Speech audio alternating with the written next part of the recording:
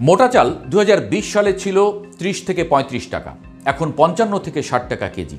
সরকার নিজেই বছরে লাখ লাখ টন চাল আমদানি করেছে, তারপরেও বাজারে প্রভাব পড়েনি। প্রশ্ন হলো, এই আমদানি কাদের জন্য? জনগণের জন্য না ব্যবসায়ী গোষ্ঠীর মজুদের জন্য? ভোজ্য তেলের ক্ষেত্রেও একই চিত্র। বিশ্ববাজারে অপরিশোধিত সয়াবিন তেলের দাম যেখানে 44% কমেছে, দেশে কমেছে মাত্র 17%। পাম তেলের দাম প্রতি লিটারে 19 টাকা কমানো হলেও সয়াবিনের দাম কমেনি।